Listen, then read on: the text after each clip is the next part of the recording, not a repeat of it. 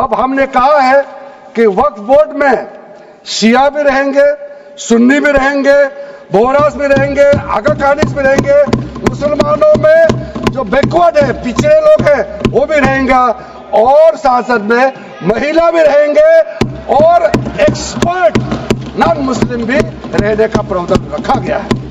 सब स्वागत करना चाहिए, इसको किसी को आपत्ति होने का कोई जरूरत नहीं है।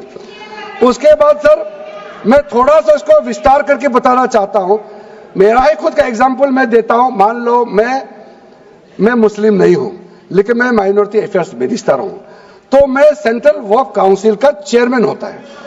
तो मेरे होने के बावजूद उसके बाद टोटल 4 नॉन मुस्लिम हो सकता है वक्फ काउंसिल में मेंबर, और उसमें मैक्सिमम 4 नॉन मुस्लिम के साथ साथ में 2 महिला कंपलसरी है। 2 महिला होना ही चाहिए सर। उसके बाद सर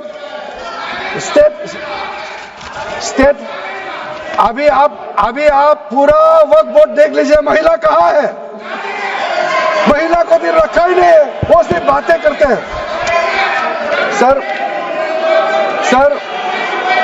22 सर मैं स्पेसिफिक बताना चाहता हूं। सेंट्रल वक्फ काउंसिल में टोटल 22 मेंबर्स में 4 नॉन मुस्लिम से ज्यादा मेंबर नहीं हो सकते हैं।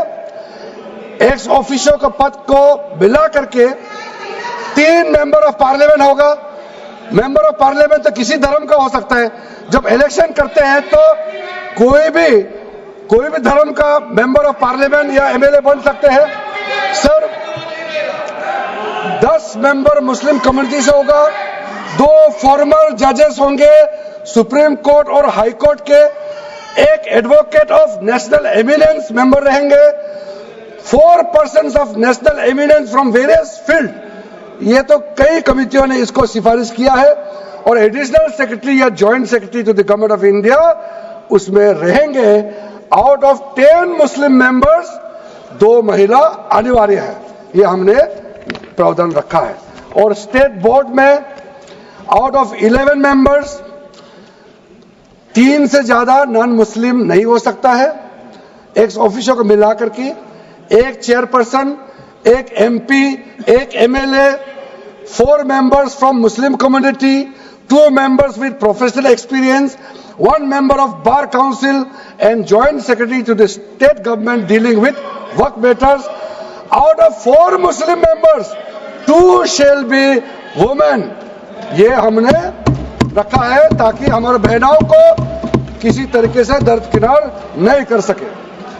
वक्फ एक्ट सर हमने जो नया प्रावधान रखा है उसमें जितना भी जो आर्बिट्रेरी प्रोविजन जो जरूरी नहीं था उसको हमने सामान्य रूप से देश में और जितना कानून है उसको मिलाते हुए मुख्य रूप से ट्रांसपेरेंसी इन वक्फ मैनेजमेंट, सर्वे को अपडेट करने के लिए जो पहले इनसफिशिएंट प्रोविजन था, इसमें वक्फ लैंड रिकॉर्ड्स वगैरह में महिलाओं का इनहेरिटेंस राइट, बच्चों का राइट, और साथ साथ में कई हजारों केसेस पेंडिंग है ट्राइब्यूनल और कोर्ट्स में, उसको सेटल करने के लिए जो आज लगभग 10,000 से भी ज्यादा केसेस जो पेंडिंग था, और कुछ सालों के अंदर में 13 से 30,000 केसेस पेंडिंग हो चुके हैं, उसको सरलता से सुलह करने के लिए हमने रास्ता खोजा है।